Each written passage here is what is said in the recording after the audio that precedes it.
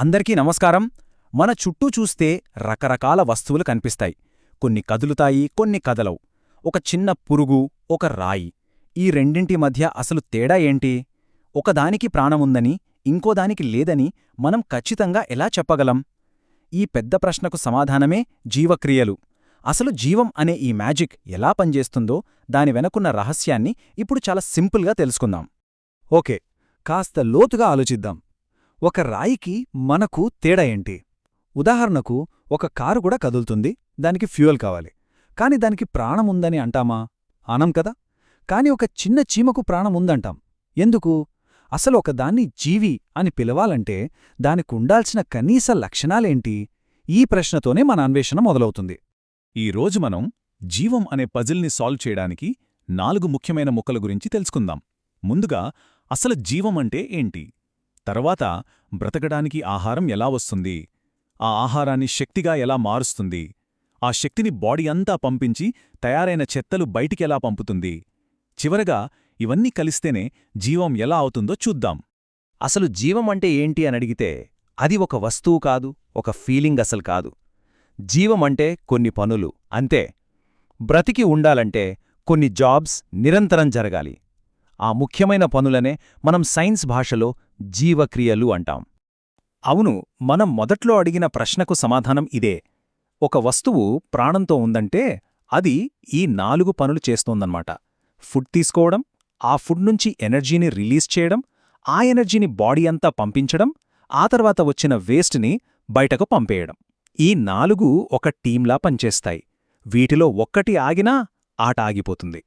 Right, ఇక మొదటి సమస్యలోకి వద్దాం. ప్రతి జీవికి ఎదురయ్యే మొదటి సవాలిది. బ్రతికుండాలంటే ఏం గావాలి? ఎనర్జీ, ఫ్యూయల్ కదా. మరి ఈ ఫ్యూయల్ ఎక్కడ్నుంచొస్తుంది? ఫుడ్ నుంచి.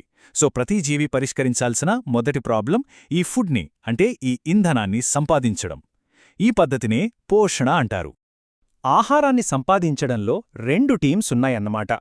మొదటిది టీమ్ చెఫ్స్, అంటే మొక్కలు లాంటివి. ఇవి ఎవరిమీద ఆధారపడవు, వాటి ఫుడ్ అవే వండుకుంటాయి.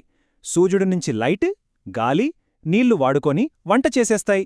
ఇక రెండోది టీమ్ ఫుడ్ లవర్స్, అంటే మనలాంటివాళ్లు. మనం సొంతంగా ఫుడ్ తయారు చేసుకోలేం కాబట్టి మొక్కలపైనో వేరే జంతువులపైనో ఆధారపడతాం. సింపుల్ కదా. ఇప్పుడు మనం చూస్తుంది ఏంటో తెలుసా?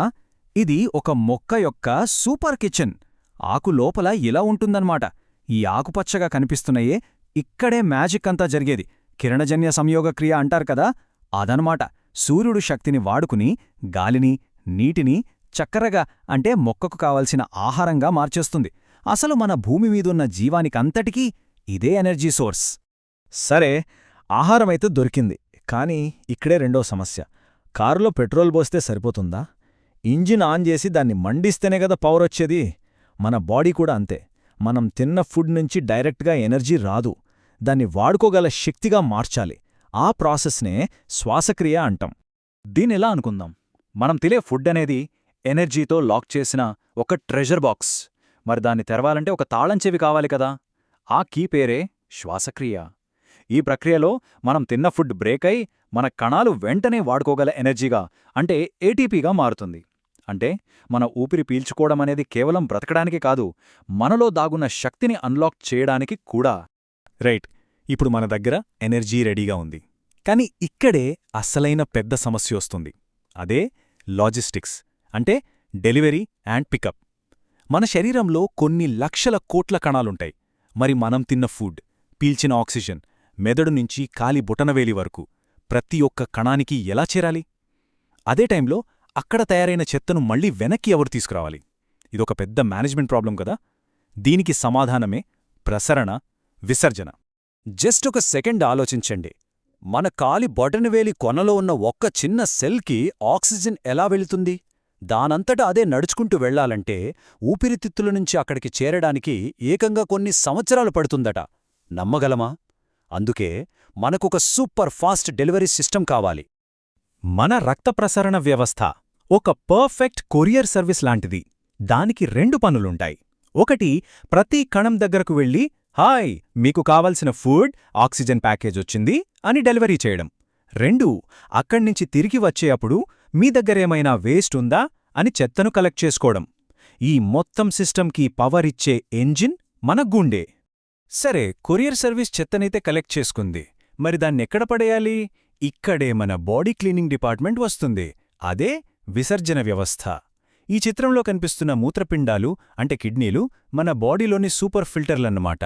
ఇవి రక్తాన్ని వడపోసి అందులోని చెత్తనంతా వేరుచేసి మూత్రం రూపంలో బయటికి పంపేస్తాయి. దీంతో లాజిస్టిక్స్ ప్రాబ్లం మొత్తం సాల్వ్ అయినట్టే. ఇప్పటిదాకా మనం 4 వేర్వేరు పనుల గురించి మాట్లాడుకున్నాం: పోషణ, శ్వాసక్రియ, ప్రసరణ, విసర్జన. కాని అసలు విషయమేంటంటే ఇవి వేర్వేరు కాదు. ఇదంతా ఒకే టీం, ఒకదానికోసం ఒకటి పనిచేసే ఒక అద్భుతమైన టీం. జీవమంటేనే టీంవర్క్.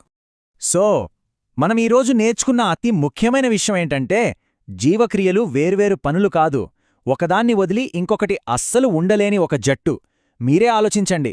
ఫుడ్ లేకపోతే ఎనర్జీ లేదు, ఎనర్జీ లేకపోతే ఏ పని జరగదు, డెలివరీ సిస్టమ్ లేకపోతే ఆ ఎనర్జీ కణాలకు చేరదు, క్లీనింగ్ సిస్టమ్ లేకపోతే శరీరం చెత్తతో నిండిపోయి ఆగిపోతుంది.